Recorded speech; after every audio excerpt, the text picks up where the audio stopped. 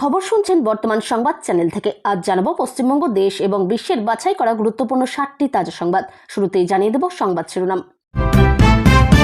আপনারা 420 ভোল্ট হলে আমি 440। নবান্ন থেকে কমিশন ও বিজেপিকে বেঞ্জির আক্রমণ মমতা বন্দ্যোপাধ্যায়ের। রাজ্যে বিধানসভা ভোটের আগে বিজেপিতে যোগ দিলেন 4 নেতা, রয়েছেন ক্ষিতি গোস্বামীর কন্যাও।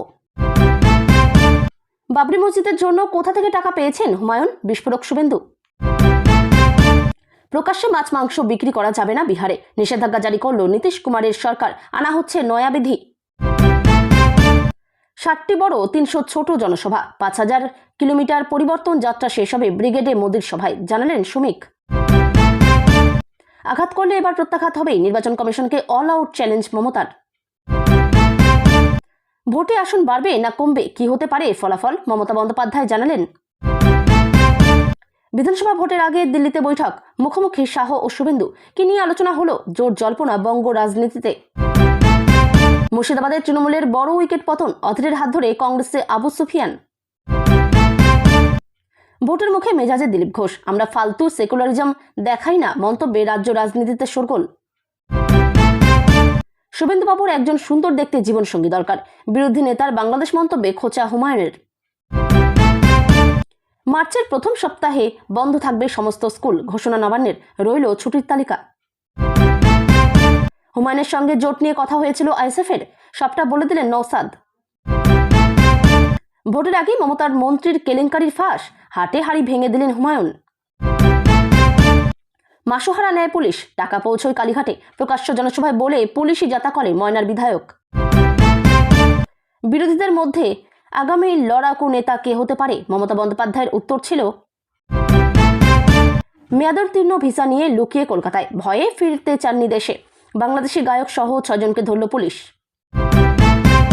তৃণমূলে যোগ দিচ্ছেন বিদ্রোহী কমরেড প্রতীক ওর, 26শে ঘাসফুলের টিকিটে লড়াই, তুঙ্গে জল্পনা।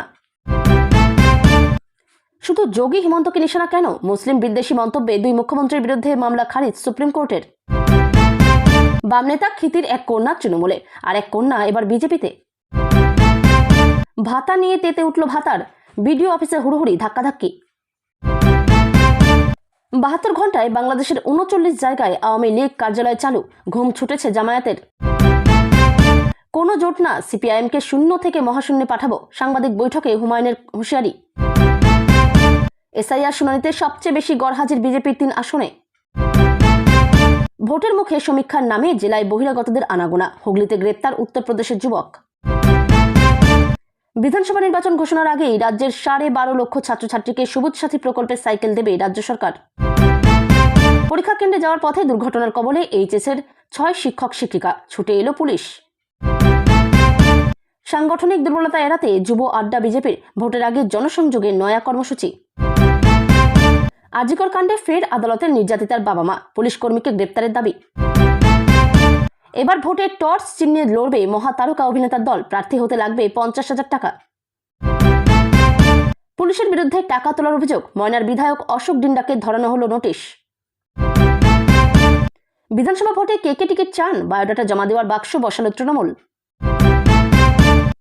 পশ্চিমবাংলার ক্ষেত্রে এসআইআর অন্য নিয়ম, কমিশনের বিরুদ্ধে সুপ্রিম নির্দেশিকা না মানার অভিযোগ আনলো এবার তৃণমূল। যুবকদের ভাতার নামে রাস্তায় দাঁড় করানো হচ্ছে, যুবসাথী নিয়ে বিস্ফোরক দিলীপ ঘোষ। কয়লাকাণ্ডে মূল অভিযুক্ত লালাকে হেফাজতে নিয়ে জিজ্ঞাসাবাদ করতে পারবে ইডি, অনুমতি সুপ্রিম কোর্টের।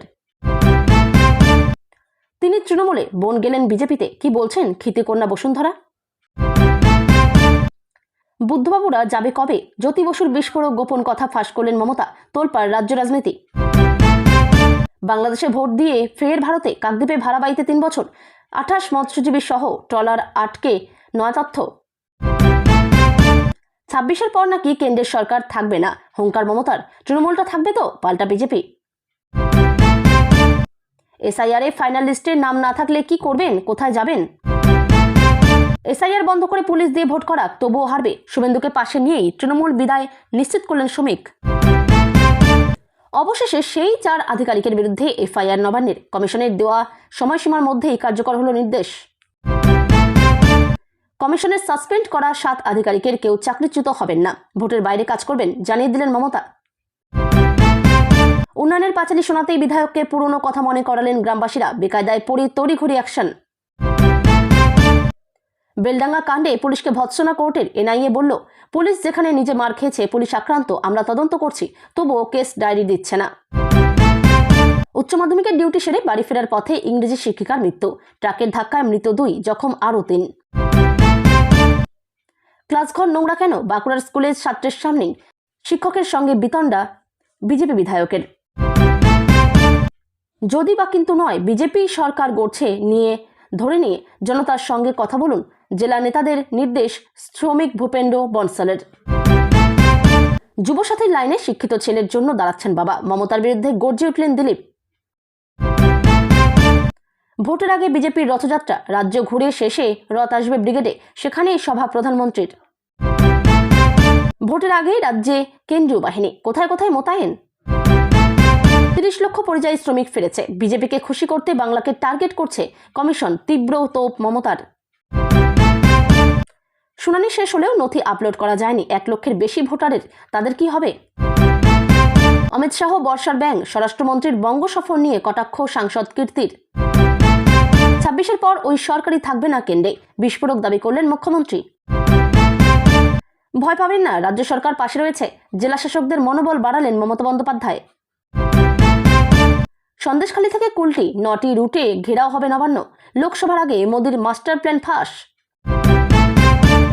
ঝাড়খণ্ডে শিবরাত্রির মেলায় খাবার খেয়ে অসুস্থ 175 জন, অধিকাংশই শিশু, বিষক্রিয়া বলেই প্রাথমিক অনুমান। এতক্ষণ শুনছিলেন সংবাদ শিরোনাম, এখন আসছে বিস্তারিত খবরে। বিস্তারিত খবর শোনানোর পূর্বেই আপনাদের কাছে করব একটি ছোট্ট অনুরোধ। বর্তমান সংবাদ চ্যানেলের খবর প্রত্যেক দিন শোনার জন্য চ্যানেলটি এক্ষুনি সাবস্ক্রাইব করে নিন। নবান্নের সাংবাদিক বৈঠক থেকে নির্বাচন কমিশন এবং বিজেপি সরকারের বিরুদ্ধে রণংদেহী মেজাজে ধরা দিলেন মুখ্যমন্ত্রী মমতা বন্দ্যোপাধ্যায়। ভোটার তালিকার সংশোধন এবং আধিকারিকদের সাসপেন্ড করা নিয়ে কমিশনকে তুঘলকি ও হিটলারি তকমা দিয়ে তার প্রশ্ন, বিহারে যে ফ্যামিলি রেজিস্টার বা নথি গ্রাহ্য হয়, বাংলায় কেন তা অগ্রাহ্য করা হচ্ছে? মমতার সাফ কথা, বাংলায় কি দিল্লির জমিদারদের মগের মোড়ক? মুখ্যমন্ত্রী অভিযোগ করেন, একজন বিজেপি কন্যা কমিশনের চেয়ারে বসে এআই ব্যবহার করে বাংলার 58 লক্ষ ভোটারের নাম বাতিল করে দিয়েছেন। তার দাবি, মাইনরিটি, তপশিলি এবং সাধারণ গরিব মানুষের নাম বেছে বেছে বাদ দেওয়া হচ্ছে। মমতার প্রশ্ন, জ্যান্ত মানুষকে চিতা বানিয়ে দেওয়া হচ্ছে। সুপ্রিম কোর্টের অর্ডারও কি মানবে না কমিশন? নির্বাচন কমিশনকে টর্চার কমিশন বলে তোপ দেগে মমতা বলেন, ব্রেকফাস্ট থেকে ডিনার খালি হোয়াটসঅ্যাপে নির্দেশ আসছে। ইয়ারও বিএলওদের ভয় দেখানো হচ্ছে। আমলাদের বলা হচ্ছে চাকরি থাকবে না। আমি বলছি, আপনাদের চাকরি থাকবে তো? তিনি আরও জানান, কমিশন বাউন্ডারির বাইরে গেলে জনগণ এবার ছক্কা মারবে। বিধানসভা ভোটের আগে বিজেপিতে যোগদান করলেন 4 নেতা। মঙ্গলবার বিজেপির সল্টলেকের কার্যালয়ে বিভিন্ন ক্ষেত্রের 4 ব্যক্তিত্ব যোগদান করেন। সাংবাদিক সম্মেলন করে ওই 4 নেতার যোগদানের কথা জানানো হয়। মঙ্গলবার বিজেপিতে যোগদান করেন প্রাক্তন এনএসজি কমান্ডো দীপাঞ্জন চক্রবর্তী, অবসরপ্রাপ্ত সিআরপিএফ আধিকারিক বিপ্লব বিশ্বাস, রাজ্যের বাম সরকারের প্রাক্তন পূর্তমন্ত্রী ক্ষিতি গোস্বামীর কন্যা কস্তুরী গোস্বামী এবং আরএসএস কর্মী অক্ষয় বিঞ্জেরকা। এই 4 নেতাকে বিজেপিকে স্বাগত জানান বিধানসভার বিরোধী দলনেতা শুভেন্দু অধিকারী। 4 নেতার বিজেপিতে যোগদানের প্রসঙ্গে সবচেয়ে গুরুত্বপূর্ণ ক্ষিতি গোস্বামীর কন্যা কস্তুরী গোস্বামীর বিজেপিতে যোগদান, কারণ ক্ষিতি গোস্বামী নিজে বামফ্রন্ট সরকারের পূর্তমন্ত্রী ছিলেন। পরে ক্ষিতি গোস্বামীর কন্যা বসুন্ধরা গোস্বামী তৃণমূলের হয়ে কলকাতা পৌর সংস্থার 96 নম্বর ওয়ার্ডের কাউন্সিলর হন। এবার বসুন্ধরার বোন কস্তুরী গোস্বামী যোগ দিলেন বিজেপিতে। রাজ্য নির্বাচনের আগেই যুবসাথী প্রকল্পের ঘোষণা করেছিলেন মুখ্যমন্ত্রী মমতা বন্দ্যোপাধ্যায়। সেই প্রকল্পের জন্য ইতিমধ্যেই রাজ্য জুড়ে বিপুল মানুষ আবেদন করতে শুরু করেছেন। এই প্রসঙ্গে রাজ্যের বিরোধী দলনেতা শুভেন্দু অধিকারী বলেন, এর জবাব মানুষ দেবে ভোটের লাইনে। মুর্শিদাবাদের বেলডাঙ্গায় বাবরি মসজিদ গড়ছেন হুমায়ুন কবির। গত বছরের 6 ডিসেম্বর তার ভিত্তিপ্রস্তর স্থাপন হয়েছে। বাবরি মসজিদ তৈরির জন্য আর্থিক সাহায্য করতে সাধারণ মানুষকে আবেদন জানিয়েছেন হুমায়ুন। অনলাইনেও আর্থিক সাহায্য করা যাচ্ছে। এবার বাবরি মসজিদ তৈরির জন্য এই আর্থিক সাহায্য নিয়েই বিস্ফোরক মন্তব্য করলেন বিধানসভার বিরোধী দলনেতা শুভেন্দু অধিকারী। মঙ্গলবার হুমায়ুনকে নিশানা করে তিনি বলেন, বাবরি মসজিদ তৈরির জন্য 50% বেশি আর্থিক সাহায্য এসেছে বাংলাদেশ থেকে। একই সঙ্গে শুভেন্দুর অভিযোগ, বাবরি মসজিদের ভিত্তিপ্রস্তর স্থাপনের আগে 7 দিন বাংলাদেশে ছিলেন হুমায়ুন। শুধু বাবরি মসজিদের ভিত্তিপ্রস্তর স্থাপন নয়, বরং জনতা উন্নয়ন পার্টি নামে নতুন দলও গড়েছেন হুমায়ুন। এদিকে হুমায়ুনকে নিশানা করে শুভেন্দু বলেন, তথাকথিত বাবরি মসজিদের শিলান্যাস এবং নতুন দল গঠনের আগে 7 দিন বাংলাদেশে কাটিয়েছেন হুমায়ুন কবির। হুমায়ুন কবির রাষ্ট্রায়ত্ত ব্যাংকের অ্যাকাউন্টের মাধ্যমে বাবরি মসজিদের জন্য যে অর্থ সংগ্রহ করেছেন তার 50%-এর বেশি অর্থ বাংলাদেশ থেকে এসেছে। উপমুখ্যমন্ত্রী বিজয় কুমার সিনহা জানিয়েছেন, এই বিষয়ে সকলকে নিয়ম মেনে চলতে হবে। কেউ যদি নিয়ম লঙ্ঘন করেন বা করার চেষ্টা করেন তাহলে তার বিরুদ্ধে কড়া পদক্ষেপ করা হবে। বিহারে এ বিষয়ে নিষেধাজ্ঞা জারি করল নীতিশ কুমারের সরকার। রাজ্যের উপমুখ্যমন্ত্রী বিজয় কুমার সিনহা ঘোষণা করেছেন, রাজ্যের কোথাও প্রকাশ্যে মাছ মাংস বিক্রি করতে পারবেন না কেউ। নতুন নিয়ম চালু হলে শুধুমাত্র লাইসেন্সধারী দোকানদারেরাই মাছ মাংস বিক্রি করতে পারবেন। উপমুখ্যমন্ত্রী আরও জানিয়েছেন, এ বিষয়ে সকলকে নিয়ম মেনে চলতে হবে। কেউ যদি সেই নিয়ম লঙ্ঘন করেন বা করার চেষ্টা করেন তাহলে তার বা তাদের বিরুদ্ধে কড়া পদক্ষেপ করা হবে। তার কথায় রাজ্যের কোথাও কোনোভাবে প্রকাশ্যে মাছ মাংস বিক্রি করা যাবে না। সরকার ইতিমধ্যে এই বিষয়ে নতুন বিধি তৈরি করতে চলেছে, খুব শীঘ্রই তা কার্যকর করা হবে। তবে কবে থেকে কার্যকর করা হবে সেই বিধি, নিয়ম লঙ্ঘন করলে কি পদক্ষেপ করা হবে সে বিষয়ে স্পষ্ট কিছু বলেননি উপমুখ্যমন্ত্রী। প্রসঙ্গত, গত বছরের মার্চে উত্তরপ্রদেশ সরকার ধর্মীয় স্থানের 500 মিটারের মধ্যে মাংস বিক্রির উপর নিষেধাজ্ঞা জারি করে। 2026 সালের বিধানসভা নির্বাচনকে পাখির চোখ করে রাজ্যের সংগঠন জোরদারে বড় কর্মসূচির রূপরেখা ঘোষণা করল বিজেপি। পরিবর্তন যাত্রা নামের এই উদ্যোগের মাধ্যমে গোটা বাংলা জুড়ে ব্যাপক প্রচার অভিযানে নামার পরিকল্পনা নিয়েছে তারা। মঙ্গলবার সকালে প্রস্তুতি বৈঠকে কর্মসূচির রূপরেখা চূড়ান্ত হয়। বিকেলে সাংবাদিক সম্মেলনে রাজ্য বিজেপির সভাপতি শ্রমিক ভট্টাচার্য বিস্তারিত কর্মপরিকল্পনা তুলে ধরেন। দলীয় সূত্রে জানানো হয়েছে রাজ্যের বিভিন্ন প্রান্ত থেকে একাধিক যাত্রা বের হবে। শিলিগুড়ি, মালদহ, কলকাতা মহানগর, উত্তর 24 পরগনা, নবদ্বীপ, দক্ষিণ 24 পরগনা, হাওড়া, হুগলি, মেদিনীপুর, পুরুলিয়া এবং বর্ধমান এইসব অঞ্চলকে ঘিরেই রুট ম্যাপ তৈরি হয়েছে।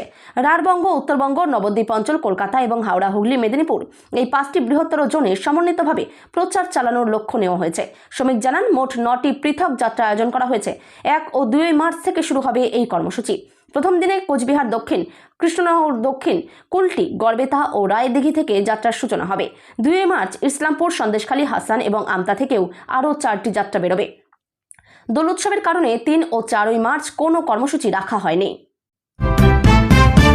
এবার নির্বাচন কমিশনকে সরাসরি চ্যালেঞ্জ ছুড়ে দিলেন মুখ্যমন্ত্রী মমতা বন্দ্যোপাধ্যায়। আজ মঙ্গলবার নবান্ন থেকে সাংবাদিক বৈঠক করেন তিনি। সেখানে নির্বাচন কমিশনের এসআইআর কাজ নিয়ে সুর সপ্তমে তোলেন মুখ্যমন্ত্রী। বৈধ ভোটারের নাম বাদ গেলে যে তিনি ছেড়ে দেবেন না তা আগেই বলেছিলেন। এবার সুপ্রিম কোর্টের নির্দেশ মানছে না বলে অভিযোগ করলেন মুখ্যমন্ত্রী। সবচেয়ে বড় বিষয় হলো নির্বাচন কমিশনকে এদিন অল আউট চ্যালেঞ্জ ছুড়ে দিয়েছেন রাজ্যের প্রশাসনিক প্রধান। এদিন বৈধ ভোটারদের বাদ না দেওয়ার বার্তাও দেন মুখ্যমন্ত্রী। নির্বাচন কমিশন বিজেপির অঙ্গুলি হেলনে কাজ করছে বলেও অভিযোগ করেন তিনি। এদিন নবান্ন থেকে সাংবাদিক বৈঠকে বলেন, চ্যালেঞ্জ করলাম, যদি ক্ষমতা থাকে সব বৈধ ভোটারদের নাম তুলে ভোট করুন, সব সহযোগিতা পাবেন, কথা দিলাম। কিন্তু যদি এর অন্যথা হয় জনতা জবাব দেবে। কোনো চেয়ার স্থায়ী নয়, শুধু জনতাই চিরন্তন। কটা বাংলাদেশি খুঁজে পেলেন? এখন তপশিলি সংখ্যালঘু খুঁজছে। সুপ্রিম কোর্টের অর্ডার মানছে না নির্বাচন কমিশন। ভোটের আগে ভোট করানোর চেষ্টা। বিহারে যে ডকুমেন্ট অ্যালাউ করা হলো সেগুলি বাংলায় কেন হবে না? বিহারে যে নথি গ্রহণ করা হয়েছে বাংলায় কেন নয়? এদিকে আজ মন্ত্রিসভার জরুরি বৈঠক ডেকেছিলেন মুখ্যমন্ত্রী। সেখানে এসআইআর ইস্যু নিয়ে বিস্তারিত আলোচনা হয়। আর তারপরই নির্বাচন কমিশনকে তুলোধনা করেন তিনি। মুখ্যমন্ত্রী মমতা বন্দ্যোপাধ্যায়ের বক্তব্য, সুপ্রিম কোর্টের অর্ডার মানছে না নির্বাচন কমিশন। বিধানসভা ভোট দিন দিন যত এগিয়ে আসছে রাজনৈতিক শিবিরে ঠিক ততটাই তৎপরতা বাড়ছে। আর এই আবহেই সোমবার দিল্লিতে গিয়ে কেন্দ্রীয় স্বরাষ্ট্রমন্ত্রী অমিত শাহের বাসভবনে বৈঠক করেছেন রাজ্যের বিরোধী দলনেতা শুভেন্দু অধিকারী। দিল্লিতে পৌঁছেই সন্ধ্যায় তিনি শাহের সঙ্গে দেখা করেন। প্রায় 8 ঘন্টা ধরে দুজনের মধ্যে আলোচনা চলতে থাকে। যদিও সেই বৈঠক নিয়ে প্রকাশ্যে কিছু বলতে চাননি কেউই। তবে রাজনৈতিক মহলের মত যে বাংলার সামনের বিধানসভা নির্বাচন এবং বর্তমানের রাজনৈতিক পরিস্থিতি ছিল ওই বৈঠকের মূল আলোচ্য বিষয়। কয়েকদিন আগেই দিল্লিতে বঙ্গ বিজেপির সাংসদদের নিয়ে একটি বৈঠক হয়েছিল। সেই বৈঠকটি সুকান্ত মজুমদারের দিল্লির বাসভবনে হয়েছিল। সেখানে দলের সর্বভারতীয় সভাপতি নীতিন নবীন উপস্থিত ছিলেন। আর সেই বৈঠকের তার ঠিক 1 সপ্তাহের মাথাতেই আবার শাহ এবং শুভেন্দু মুখোমুখি বৈঠক হওয়ার কারণে তা যথেষ্ট তাৎপর্যপূর্ণ বলেই মনে করছেন অনেকে। সূত্রের খবর অনুসারে শুধুমাত্র বিধানসভা নির্বাচন নয়, রাজ্যসভা নিয়েও কথা হয়েছে এই বৈঠকে। বর্তমানে বঙ্গ বিজেপির তরফ থেকে রাজ্যসভায় শ্রমিক ভট্টাচার্য রয়েছেন। তবে তার মেয়াদ প্রায় শেষের পথে। আর এর মধ্যেই তিনি সাংগঠনিক স্তরে আবার নতুন দায়িত্ব পেয়েছেন।